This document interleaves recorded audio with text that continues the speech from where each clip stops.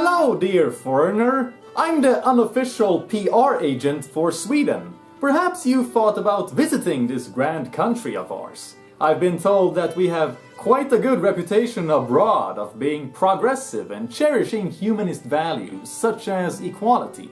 Ha! Well, perhaps there's some things that you should know if you've been planning on strolling down our streets with a jolly mood. Namely, Sweden's undying love for rape. An 18-year-old Somalian brutally raped a 12-year-old girl. He was sentenced to 22 days of community service. The girl said that she followed him home because he had promised her that he would return some intimate pictures he had of her. When they arrived in his home, he ripped her clothes off and started raping her. She screamed and tried to fight him off, which caused him to violently strike her in the face and cover her mouth. During the rape, he said repeatedly, "Black dick is expensive."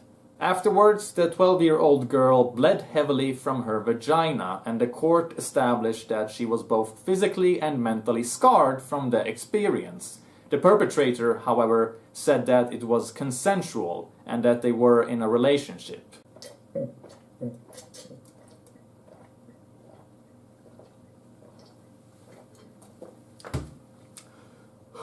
In Sweden, rape of a minor normally carries a sentence of 2 years minimum and 6 years maximum. According to Swedish law, what he did to this young girl is worth 2 years in prison. However, Swedish courts are always supposed to consider if the circumstances can motivate milder consequences than prison. In this case, the rapist was 17 years old at the time of the crime. He doesn't have a prior criminal record. His social surroundings are decent and well organized. He has certain problems with anxiety and sleeping issues, for which he takes medication. And since he has given consent to performing community service, the court thinks that there's valid enough reason to give him probation. The court's reasoning is that given his personal circumstances, this will keep him from committing new crimes. But if you ask me, the fact that this person doesn't come from fucked up surroundings makes the court's reasoning even worse, because there's nothing to blame here. There's no abusive parents or destructive influences. What happened to that little girl is literally just his personal taste when it comes to sex. And for that matter, who cares if he was 17? He's not gonna be a better person when he's 19. So it's just ridiculous to treat the age of 18 as the holy grail of adulthood. And he's certainly not gonna change by being rewarded with a job. They didn't sentence him to therapy and treatment. They sentenced him to 22 days of work.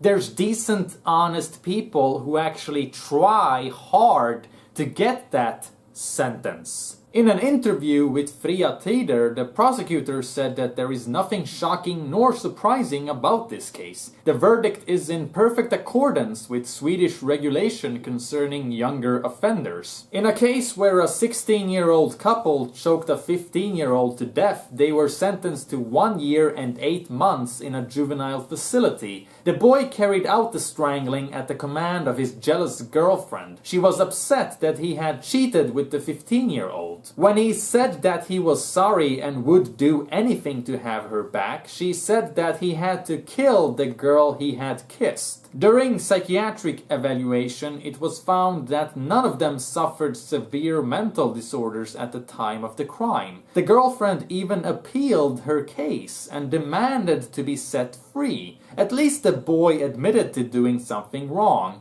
The girl has not shown any empathy whatsoever. The family were clearly upset over the verdict and commented, "They were sentenced to 1 year and 8 months. We have been sentenced to life." Explaining the insanity in this is redundant, so I'm just gonna settle by saying this. If you're old enough to plan a murder and execute it, then you're old enough to pay for it. Keeping that in mind, it's pretty insane that the left party want to have softer sentences than we already have. On their website you can read that they want to cut jail time in half for first-time offenders. So if they got to rule Sweden, Muhammad would have been sentenced to 11 days of community service for raping a 12-year-old. It's actually common practice that rapists are given the lowest possible sentences. Many times I have watched the news only to see that someone is being sentenced to 2 years in prison, even if it's a grown man attacking a child. It really makes you wonder what's going through these judges' heads. Where is their sympathy for these perpetrators coming from? Is it due to personal experience, perhaps? Another crazy thing is that once you are sentenced, you don't have to be rehabilitated. Treatment and therapy in prison is optional. Another thing is that here in Sweden, we don't put rapists in ordinary prisons with other inmates. We have special prisons for sex offenders, so that they won't have to be attacked by ordinary criminals. Ah, Sweden. We're so progressive that even the perpetrator becomes a victim. A minority to be cuddled, a refugee to be protected. You know, if Tumblr actually were a country, they would be doing a hell of a better job at prosecuting rapists than Sweden is doing. Another thing worth mentioning is that the Somalian who raped the little girl is a citizen in Somalia, and yet he isn't deported. This is another thing that's typical for Sweden. In 2013, a 34-year-old Somalian man raped a woman as she was dying. He found the woman lying in a parking garage in Stockholm. She was under the influence of alcohol, pharmaceuticals and narcotics. That's when he decided to sodomize her. During the rape she passed away, but despite that he kept anally raping the dead body. In court he's been assisted by an interpreter because he doesn't know the Swedish language well enough. The man is a citizen in Somalia and arrived in Sweden in 2007. In 6 years, he's been prosecuted for over 40 crimes, with a wide variety of everything from sexual molestation to shoplifting, threatening, stealing, and possession of drugs. Despite all this, the prosecutor for the necrophilia rape case made no attempt to have him deported. According to the prosecutor, it's not likely to succeed due to the way that Swedish law operates. He also says that legally the court is allowed to push for deportation, even if the prosecutor doesn't, but that it is rare that this actually happens in practice. The reason for this can perhaps be found in the following. When interviewed by Fria Tider, the prosecutor was asked whether he feels any personal responsibility to try and get the rapist deported, since there's a risk of him committing more rapes in Sweden.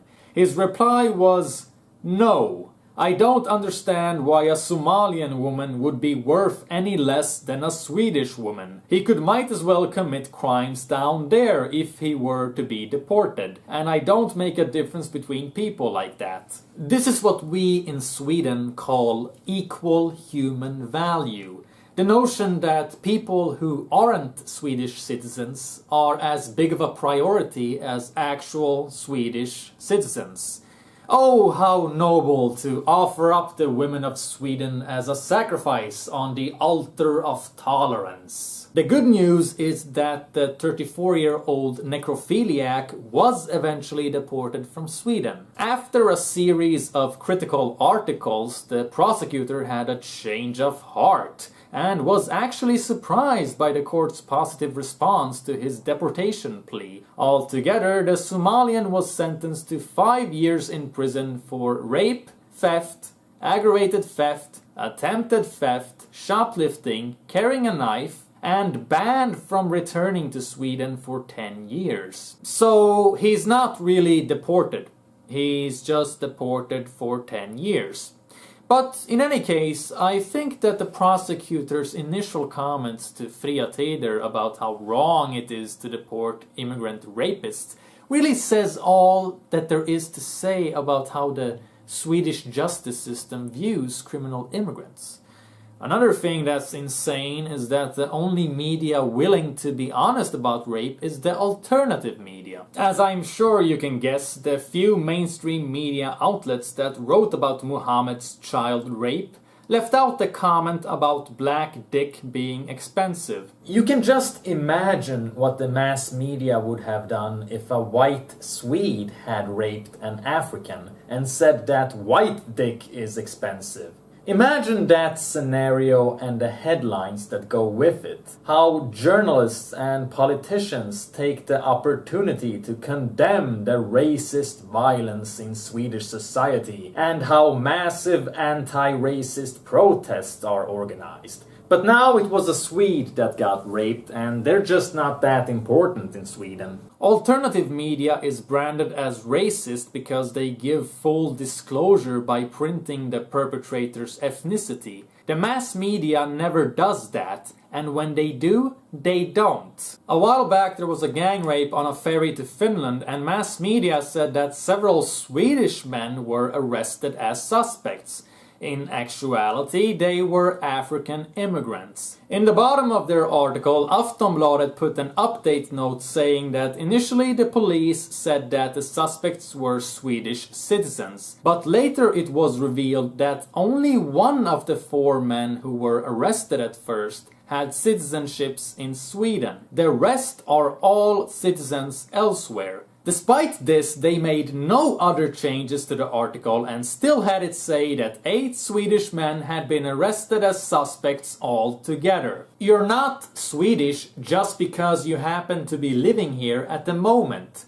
This is the level of idiocy that our mass media is at. They care more about curing prejudice than being honest about rape. Then there's people who want to come and say that, oh, well, what does ethnicity matter?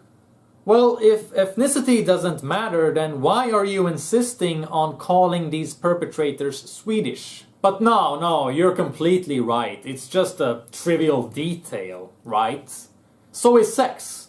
There's no reason to point out that the perpetrator is a male. We wouldn't want to stigmatize people because of what sex they happen to be born with, right? So we should always make sure to say that 8 individuals committed the gang rape and keep things gender neutral. The tolerant feminists would really love that, right? They would really love not being able to point at the fact that most rapes are committed by men. And hey, age is just a number. There's no point in pointing out whether it was a 30-year-old or a 12-year-old who committed a murder. That's not relevant to anything. What are you trying to say? That there's a connection between being 30 and killing people? Hey, that's ageist. You really should be careful not to stigmatize middle-aged people. Otherwise, the general public might become prejudiced.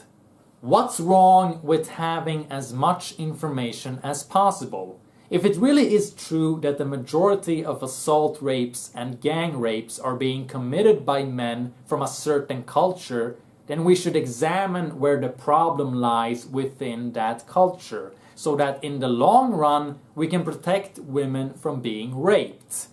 If you really care about equality, why would you argue against less rape?